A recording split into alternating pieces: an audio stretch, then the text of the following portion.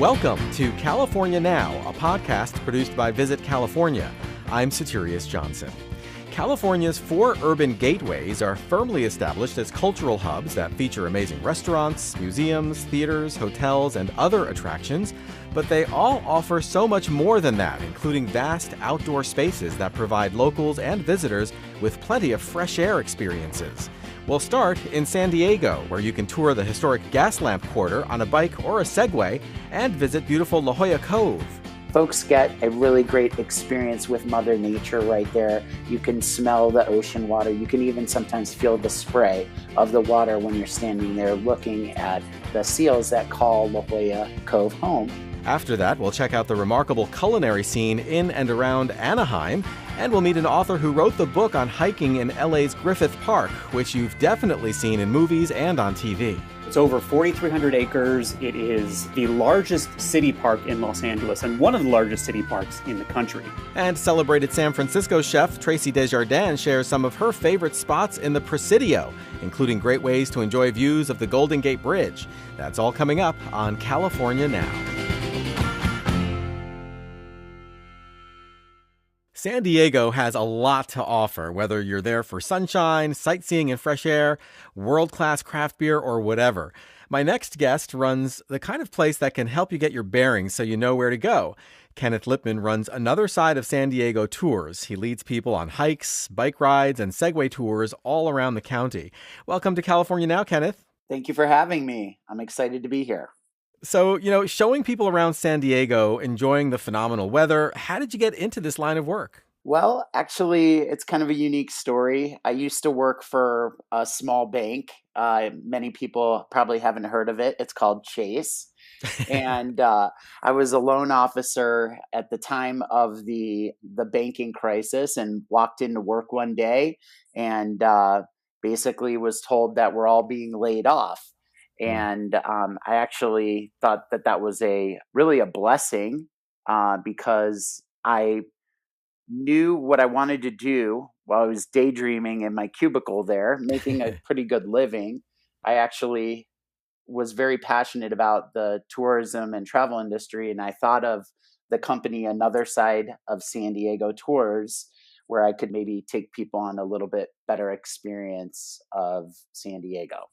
So it was kind of like, the impetus you needed to kind of follow your dream. Exactly. Everyone else was crying, but I was like double fist pumping and having that like Jerry Maguire moment where I had my entire desk in my right hand. I have my goldfish in my left hand.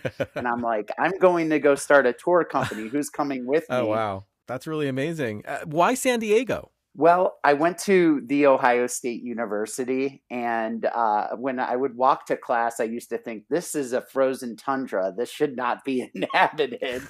And for my very last spring break of college, I actually was lucky enough to go and visit my cousin who rented a really nice kind of beach shack in the La Jolla Shores area. I was in San Diego for honestly mere moments, and I knew that this was the place that I wanted to be. It's exciting for me just even today. If I'm out on tour, I still feel that very same excitement that I did 21 years ago when I first came here. I see on your site that you offer walking tours and bike tours, Segway tours. I'd love to hear a little bit about each one. Where should we start?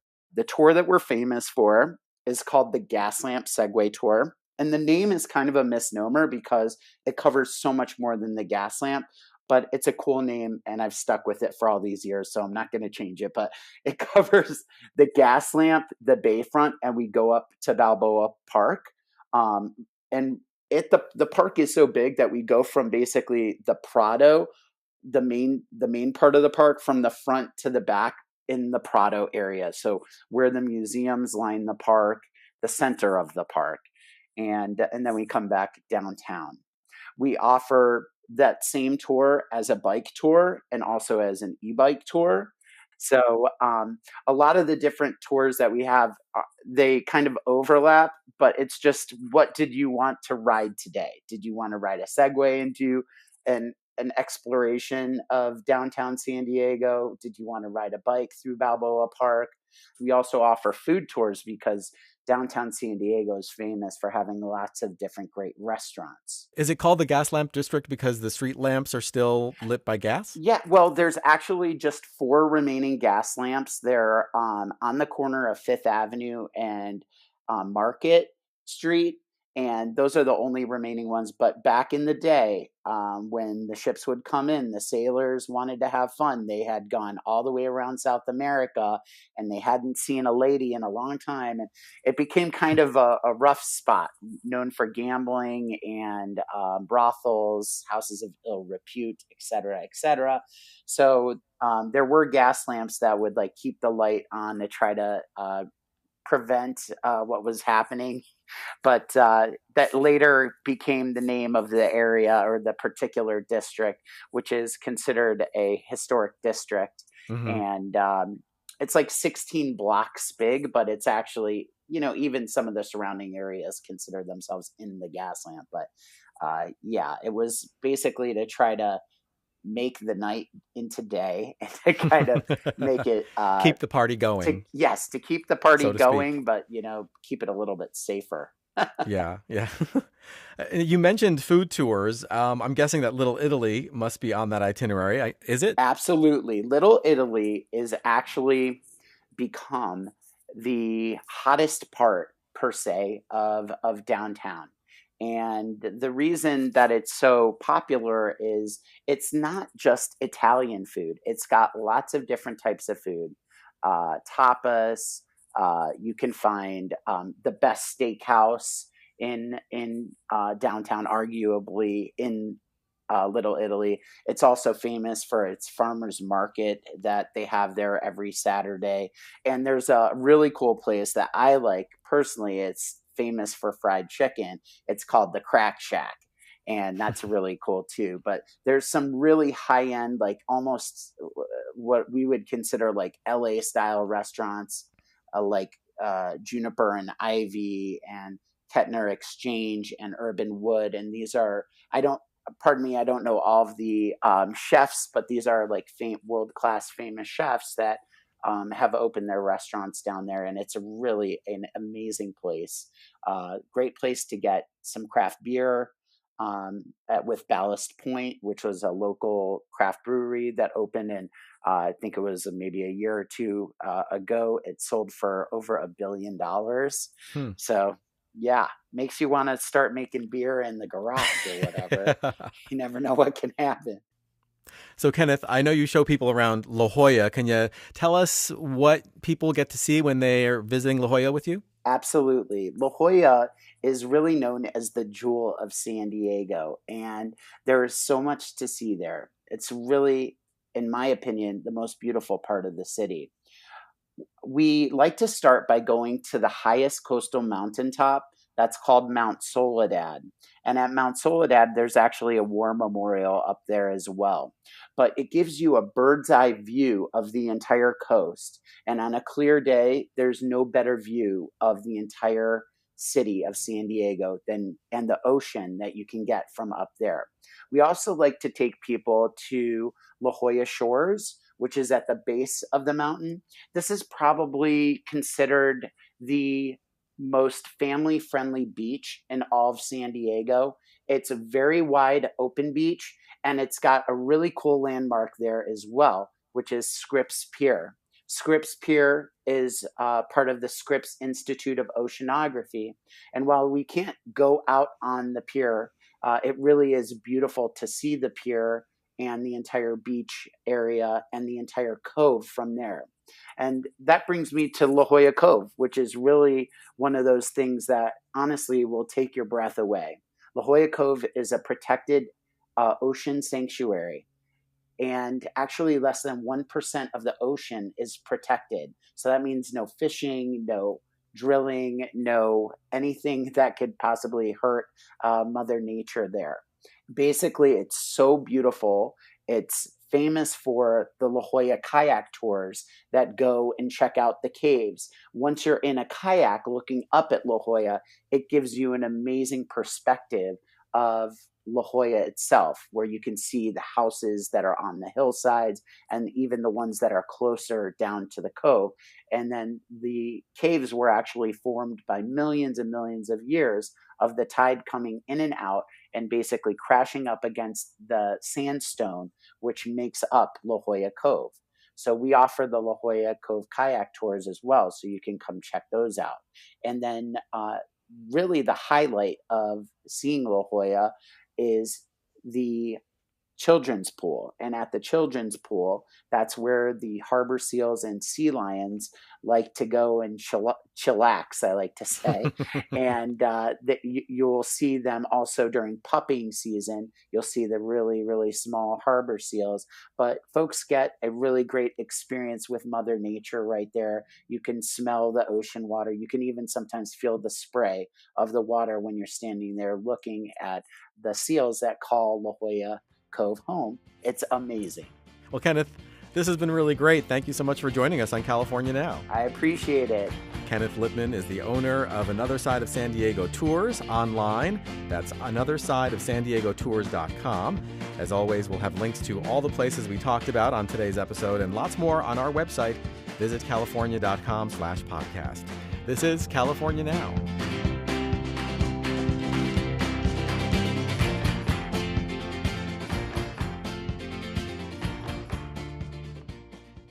Orange County is our next stop, a destination blessed with great weather, great hotels, and world-class shopping.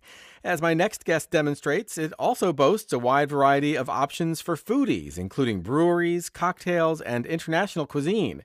Greg Nagel is an Orange County food and beverage writer here to tell us about a few personal favorites in and around Anaheim. Welcome to California Now, Greg. Satirius, thanks for having me. So let's start in Anaheim. Where would you send a friend or family member visiting from out of town and looking for some memorable bites? So that's pretty easy. 5 years ago, the Anaheim Packing House opened up, and it's this great orange packing facility that opened up, I think, early 1900s and has been repurposed into a food hall. And there's somewhere around like 30 or so independently owned, chef-driven eateries that have anything from Indian food to soul food to burgers and stuff like that. So it's really sort of like a wealth of anything you want. So when you go there, where are some of your favorite places to go and what do you order? One of my favorite things to eat in the entire packing house is this place called Adya. It's fresh Indian flavors run by Chef Shachi Mehra. And she has this gooey thing called a goat cheese naan. It's something like $5 or $6 or something like that. But it's this gooey goat cheese naan. It's super hot. And it's one of these things that goes great with a beer or a wine. It's one of those just like perfect values to sink your teeth into from there. That sounds yummy. What I love about food halls is that you can go with like your family or with a group of friends and, you know, you don't all have to decide on one cuisine. Everybody can kind of like split up, get what they want and come back to a table and enjoy a really great meal together. Oh, totally. When my fam goes, that's exactly what we do. We sort of split up, divide and conquer, come back with like a spread of different appetizers and drinks and sort of enjoy from there. What are some of your other favorites that are there? So one of the first places I would recommend is, besides Adya, is George's. It's a soul food place that has really good fried chicken and fried catfish. They also have like peach sangria that you can sip on while you're enjoying your authentic soul food. It's super good. Probably not the best thing for you, but it's one of those things that one of those once in a while when you're things. On vacation. Right. Yeah, when you're on vacation or something like that, that's what I would check out for sure. And I imagine these places are doing a lot of outdoor dining and to-go orders these days, right? Yeah, actually, in the packing district, there's a park that's situated between this one side of Anaheim Brewery. There's a huge park area that has sort of like farmers markets and stuff like that, but they've sort of repurposed that to outdoor eating area. So you can order food, you can take it out for a quick picnic in the park. Some of the restaurants have actually moved out to the park, so you can order out there and they can cook it up inside the packing house and bring it out. Super safe and really cool to experience. So what about some restaurants that are outside of the packing house? What are some places that you would recommend people to experience when they're in Anaheim that they really just have to get to? Oh, definitely. So one of my first places I'll recommend is called the Ranch. It's sort of like a country western saloon on one side where they have authentic saloon line dancing, and on the other side, it's one of the best steakhouses in Orange County. Everything from your tomahawks down to whatever you want as far as steaks and bites. It's really cool. Really sort of got a great vibe in there. Hmm. More broadly, Anaheim has become a really like serious destination for craft beer lovers, right? Why is that, and how did it come to be? Well, funny story. Maybe about let's see, I would say about 10 years ago, the Mayor Tom Tate came to me at a brewery anniversary party and asked, "How do we get more breweries to come to Anaheim?" And I explained to him that opening a brewery is really difficult, not only money wise and getting all the parts and labor and stuff like that to actually build a brewery, but there's a lot of red tape involved in building an alcohol production facility. So he sought out to meet with a lot of the local brewers at the time and came out with a list of things to do and how to sort of cut all the red tape to get more breweries here. And at the time we had two, now we have about 15. So Anaheim is really booming in that area. That's really incredible. So what are a couple of the standouts in the area for people who want to, partake in the local brewery scene? Where would you send people? Well, there's no better place right now than Modern Times. Modern Times is a brewery that came to us down from San Diego. They just opened a place called Leisure Town. It looks exactly like it sounds. It's got this huge outdoor mid-century modern beer mecca with a swimming pool. It's got 3 bars, and there's ample area to kind of spread out and enjoy food. And speaking of, all their food is plant-based. Are there any beers in particular that really just say Anaheim, that are really kind of just a signature beer of the area? Yes, actually, I would say there's a brewery called Anaheim Brewery, actually in the Packing District, right up the street from Modern Times, that has a beer called 1888, sort of a throwback to what beer was like back in Anaheim 1888. It's built on a recipe called a California Common, or like a steam beer. It's one of those classic recipes that you can taste a little bit of history, and it just as refreshing today. That's really great. I'm a big beach guy, and I know Orange County has some of the best in the world. Where would you send me? Newport Beach is maybe about 25 minutes away from Anaheim. Newport Beach, there's all kinds of fun stuff to do. One of the first things I would recommend would be a hike around Crystal Cove Park. It's a state park. I think it's like 10 or $15 to get in, but there's these gorgeous views, stunning hikes that go all the way down to the beach and overlook sort of all the Pacific Ocean and stuff like that. Other than that, one of the things I recommend, like family, friends coming out of town, is to rent a Duffy boat. There's like these little electric motor boats that go around the harbor, and you can go take out maybe 6 to 8 of your closest friends and have a nice little afternoon floating around the harbor. It's really cool. Oh, that is really cool. So you don't really need any special experience to rent those and drive those around? Nope. You can rent them yourself. It's not like you're out on the wild seas. The harbor is really calm, and it's just where boats sort of come in and out of the harbor. Yeah, I love going to the beach and just spending an afternoon lying out and hitting the water. Can you talk a little bit about, some of the beaches and, how they differ? What's the vibe like? Newport Beach is sort of like a party town. I would describe it. There's a lot of bars along the boardwalk area. There's some pretty good restaurants and stuff along the way too. There's Balboa Fun Zone you can hit. As far as a little bit further south, there's Laguna Beach, which is sort of an arts community. Mm-hmm. That's a really good place to go check out some cool local art and get a bite to eat as well. There's really good restaurants in Laguna Beach as well. And Laguna Beach is also, I mean, it's an art scene, like you say, but it's also a beach scene as well, right? In addition to having a really great town right there. Oh, for sure. Yeah. The beach is really cool. They have tide pools there that you can kind of go around and check out starfish and, see what's happening in the ocean there. It's really cool to pick out some shells and stuff. They don't recommend taking them home, but right. It's rad to check that out. What about Huntington Beach? Huntington Beach is sort of like the surfer's paradise. It's got, I don't know, like 18 miles of beach that you can go surf around the piers, the hot spot. That's where the best break is for whatever reason. That's where the OP Pro championship is, I think, every year. Yeah. And yeah. And it's actually, if you're not a surfer yourself, it's a great place to kind of like, I'm assuming, watch surfers as they hit the waves, right? Absolutely. Yeah. You can walk out on the pier and get a bird's eye view of what's happening with all the surfing there. It's fascinating to watch from the top. We'd be remiss to not note that Orange County and shopping are practically synonymous. So just for someone who's never been to this outdoor shopping mall called Fashion Island, what is that like? So Fashion Island is a outdoor shopping mecca. It's even if you're not shopping, it's just a beautiful place to kind of stroll around and bring a dog and check stuff out.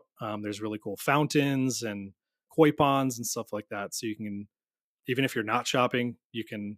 I'm not a huge shopper. My wife is. So I can go sort of chill out with a book and she can go do her stuff. But as far as stores, there's everything from like your Neiman Marcus, Bloomingdale's and stuff like that down to smaller, more local things. Right. So they're big kind of like upper scale department stores, but also like boutique stores as well. And then you're saying like smaller, like local boutiques. Yeah, sort of like Rodeo Drive comes to Orange County. I see. Okay. Greg, this has been really great. Thank you so much for joining us on California Now. Thanks so much. Greg Nagel is a food and beverage writer based in Orange County, California. He's on Twitter and Instagram at OC Beer Blog. As always, we'll have links to all the places we talked about on today's episode and lots more on our website, visitcalifornia.com/podcast. This is California Now.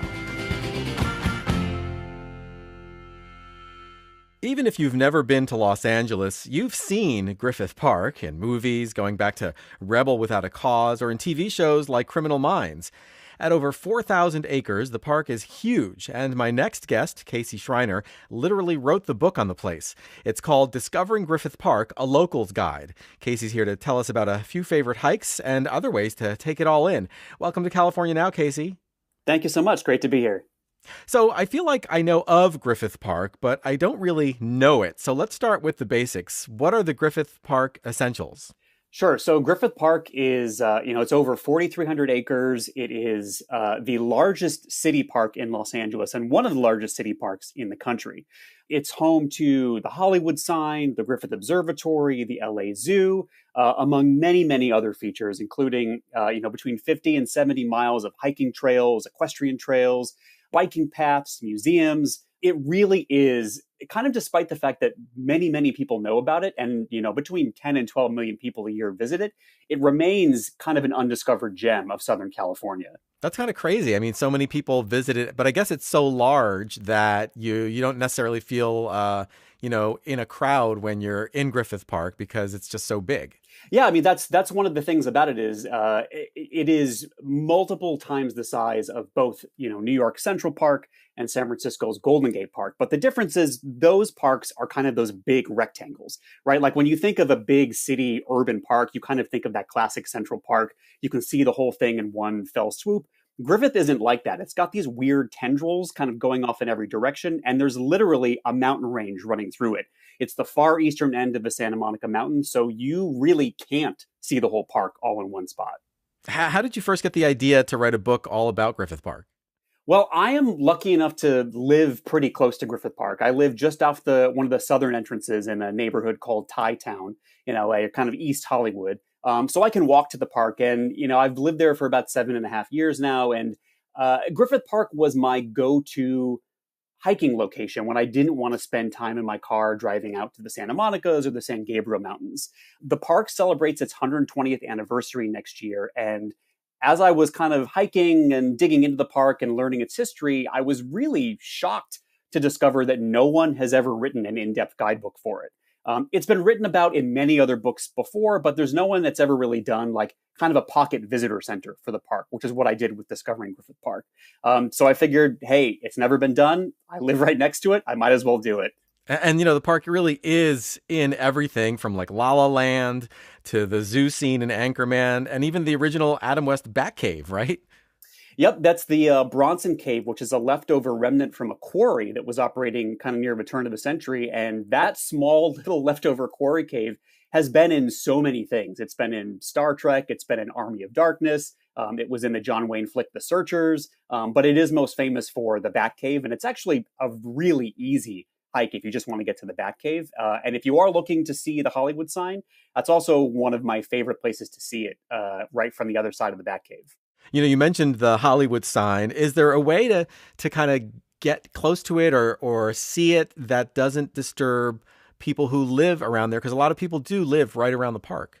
Yeah, that's a thing that surprises a lot of people is, you think that the Hollywood sign is this big landmark, and it is, and you think it's in this big city park, which it is, but there's also people who live there. And those houses were built in, sometimes the 19-teens, 1920s.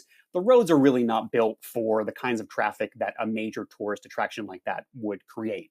The great thing about the book is I give you over a dozen different places to go and see the Hollywood sign. Not always directly from the front or not always from that like super close angle, but there are places where you can get really, really great views and not even have to enter that neighborhood. The Hollywood or the Mulholland Dam, which makes kind of the Lake Hollywood Reservoir, is one of my favorite places to see the sign. You can see it from the Bronson Cave, as I mentioned before. You can see it from the observatory, which is nowhere near that neighborhood. There's plenty of trails that you can see it from as well. And there's even an option if you just wanted to literally take a subway, get off the subway and ride up an escalator near the Hollywood and Highland Shopping Center. There's a straight on view from there that will give you a pretty nice view of the sign. Not the best view, but definitely the least amount of effort. So let's get into some of your favorite hikes. Why don't we start with one that's relatively short and easy, but I still get a lot out of it. So if you want to do one of the short and easy ones, one of my favorite places to go, it's a place called Ferndale. This is kind of in the southern part of the park, right up near Western Avenue, where it turns into Los Feliz Boulevard. It's a very short, very shaded, very easy path that you can just do on its own. It's a beautiful location. You're running kind of next to this seasonal spring-fed creek that has, koi in it and turtles. It's a section of the park that is shaded. It's a section that they tried to kind of garden and add a lot more trees than would be there otherwise. So it's generally a cooler part of the park. And if you just want to do the Ferndale walk, there's lots of history along the way. There's really cool statues. It ends at a place called the Trails Cafe, which is a great place to get iced tea or coffee or scones. And if you wanted to go further into the park, you could very easily make a longer day of that. You can hike up to the observatory. You could hike up to Mount Hollywood. You can even do a cross-park trek all the way up to Traveltown in the north side of the park. But it's great for everyone. It's great for beginners. And it's my favorite way to enter into the park. Oh, that's great. What about one that's longer or more challenging, but well worth the trek? So a longer one I would recommend is a route that goes from the old LA Zoo up to the top of Mount Hollywood. And there's a lovely trail that goes up to Mount Hollywood, which is not where the Hollywood sign is, and it's not the highest point in Griffith Park, but it is one of the most popular places to go, and there's terrific views of LA from up there. That's one of my favorite hikes to do. So how long would that hike take? That one from start to finish, if you're doing kind of an out and back, I think it's around 5 or so miles. But really pretty easy for most part. There's really only 1 or 2 sections where it gets kind of steep. There is not a ton of shade on that trail, though. A lot of the hikes in Griffith Park don't have a ton of shade. So especially October, November can still be pretty hot in LA. Mm-hmm. But once we start getting those winter rains, December or January, it'll be a beautiful time to go hiking there. That sounds great. Say I wanted some alone time, to clear my head. What's the best way to get it in Griffith Park? Well, that's one of the great things about Griffith Park is despite having 10 to 12 million visitors a year, you can still find some pretty amazing peace and solitude in the park. If you're a hiker and you want to avoid the crowds, stay away from the observatory and stay away from the Hollywood sign. Those are the 2 most jam-packed locations. But if you go to the north side of the park or even parts of the east side of the park, you'll have a lot more peace and quiet. Specifically the north side, there's a trail called the Skyline Trail, that kind of runs from Traveltown to the new LA Zoo. It's more popular with equestrians. Generally not a lot of hikers up there, and you'll get some really lovely views and some options for some side trails too that are even less populated than the Skyline Trail is. And so, I guess for people who want to take a hike like that, say in the less populated areas, you want to prepare, you want to bring maybe, your lunch or a snack and your sunblock and a water bottle and things like that, right? Yeah, of course. That's the thing that a lot of folks kind of tend to forget is they think it's a city park like Central Park, and they forget that you're actually hiking. And in a lot of places, you are actually hiking in places where, you might not always know which way to go. There's a lot of trail signs now, but there are still some places where you can get confused and turned around. And, there's wildlife up there. It's really hot. It's really dry. There's not always water. I've seen people in the deep interior of the park in like dress slacks and dress shoes that are really, really lost.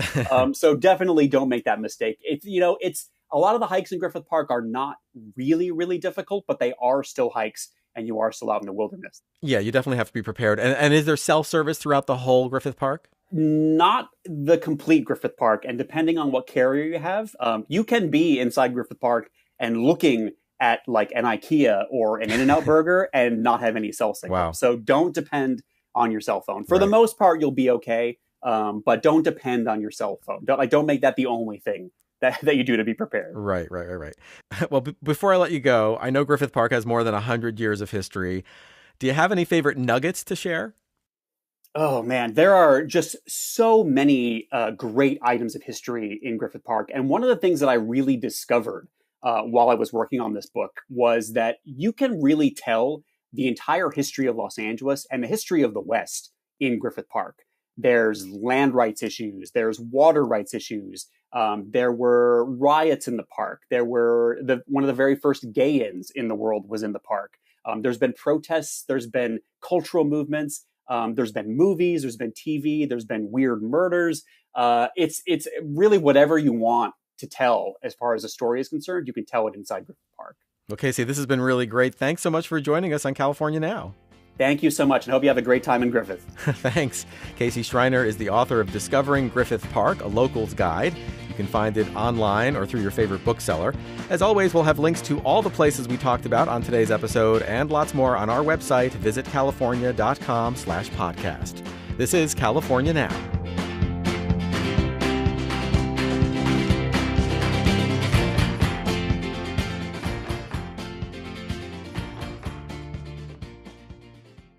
Just south of the Golden Gate Bridge in San Francisco is a lush 1,500-acre park on a former military base called the Presidio. It's a remarkable place to spread your wings, take in some fresh air, and enjoy one-of-a-kind views of the bridge. My next guest certainly knows her way around both the Presidio and the kitchen. You might recognize veteran chef Tracy Desjardins from shows like Top Chef Masters. She's a two-time James Beard Award winner and a true culinary rock star. Welcome to California Now, Tracy. Thanks. Very lovely to be here today. So, you've spent a lot of time in the Presidio. What makes this place special? I had not spent a lot of time in the Presidio prior to opening the restaurants there 6 years ago. And it just has been this incredible period of discovery. There are so many nooks and crannies and places to see and be in the Presidio. And I'm a country girl, so I sort of just like to, kind of walk around and discover on my own rather than reading guides and following maps and that kind of stuff. And I've spent a lot of time there hiking with my dog, riding my bike. And there are just so many little places that you can find by wandering around, and I'm happy to share some of those discoveries with you. But it is just an extraordinary gem, and I couldn't be prouder to have a place and a space, and outdoor adventures like this to share in San Francisco. But it is just an extraordinary resource. There really is no other park like it, and there's so many great outdoor activities that you can do there. So what are a few that stick out in your mind? Yeah, so I started, I think about 3 or 4 years ago, I did a fundraiser for Share Our Strength and No Kid Hungry, which was a 300-mile bike ride in 3 days. And so I did a lot of training, and oftentimes my training would start in the Presidio. If I didn't have a lot of time, I would do loops and circles and ride my road bike around the Presidio. Or I would head out over the Golden Gate Bridge and go into Marin and do some loops there. But in the Presidio itself, there are really a lot of amazing bike rides. And it's a great way to discover the Presidio and all of the vistas, like Golden Gate Overlook, Inspiration Point. And those are discoverable on a bike. I also have a dog, and I love to walk. And of course, it's all on a leash, except for at Crissy Field. But you can take some great dog walks there. Some of the places I love to visit are the Goldsworthy sculptures. Those never get old, and they're just amazing to go and see and behold. And when you talk about, let's say, bike riding and maybe even just walking through the park, is it a hilly terrain or is it relatively flat? I mean, how difficult or easy are the bike rides and the walks through the park? Can you kind of select a course that is easier or moderate or more difficult, pertaining to your level? Yeah, there are some good hills there that if you're not a serious bicyclist with a serious bike, you should probably avoid. But there are also a lot of flat places, and there are also bikes. There are also electric bikes, which in San Francisco are really great, especially if you don't know the area well, to have that little bit of an assist to get up a steep hill should you find yourself on one and not feel like you've got the leg power to get it up on your own power. With all the hustle and bustle of San Francisco's many great neighborhoods, it's really easy to forget sometimes that this beautiful open space is right there and so available to locals and visitors alike. Yeah, and I think that it's really been, here I really like to just kind of wander, and there's some great residential neighborhoods in the Presidio that I think are really fun to discover on foot, and you can just sort of find yourself in this area that has beautiful homes that are all for rent. By the way, people don't buy those; they rent them, Hmm. and they have their own little gardens, and so you can sort of get this idea of a lifestyle in San Francisco in this park, which is extraordinary. The golf course is wonderful to walk on. Obviously, probably not when people are swinging golf clubs and golf balls are flying around, but that's also super beautiful.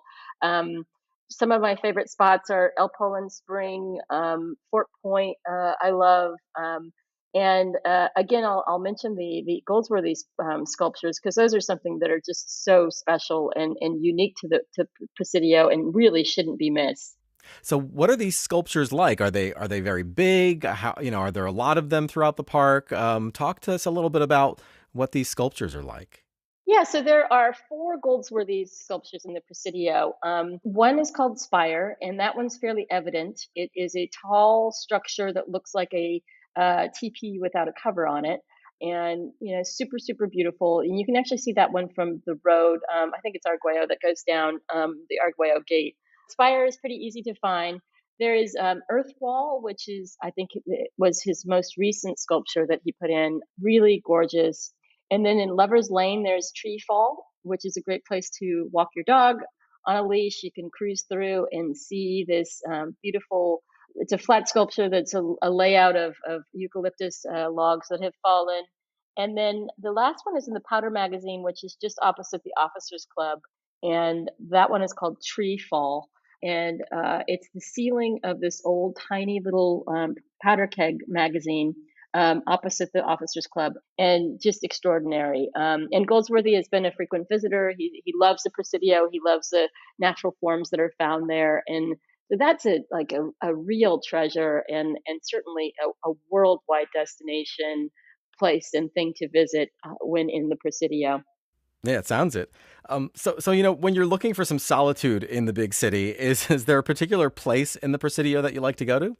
Yeah, I love the vista of Inspiration Point, and you have this beautiful city and bay view, and you can look over to the right and see the eucalyptus forest and the city, and then to the left the bay, and that's one of my favorite points places, and it doesn't get super crowded, and so you can find a quiet moment there, even though it's pretty accessible by car.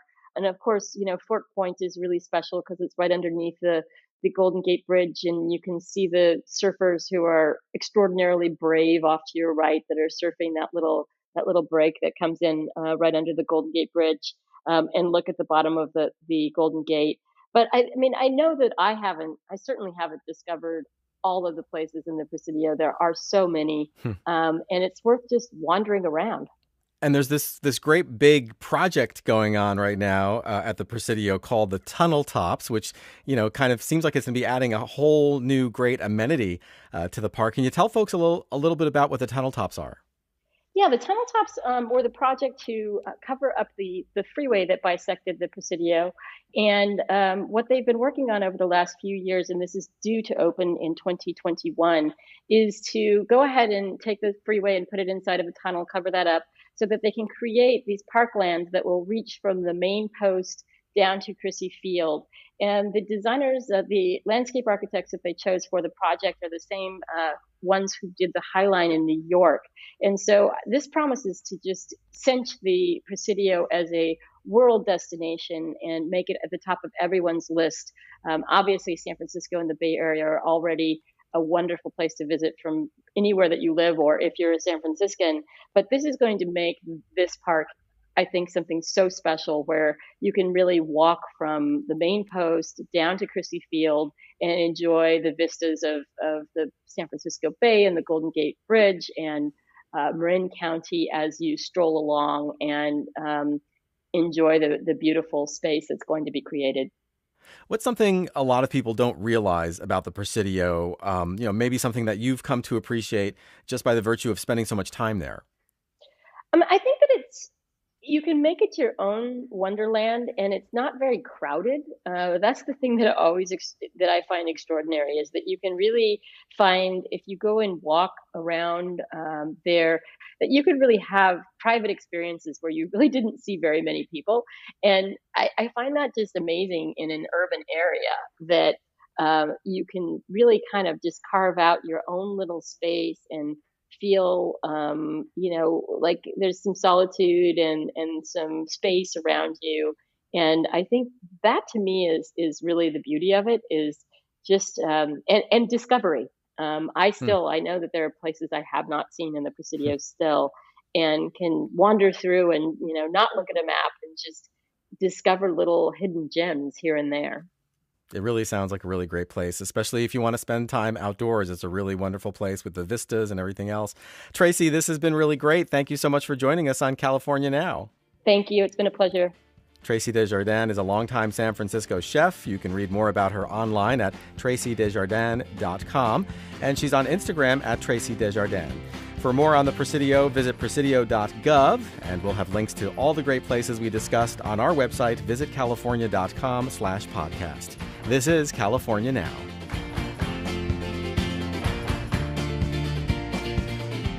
Thank you for listening to California Now. We hope you enjoyed this episode and get a chance to hit the road soon. This podcast is produced by Visit California. I'm your host, Satirius Johnson. You can find our show on iTunes and Stitcher. Please subscribe. And please check out our responsible travel hub on visitcalifornia.com/respect. There you'll find information on traveling safely during the pandemic and doing your part to help California remain a safe travel destination over the long haul.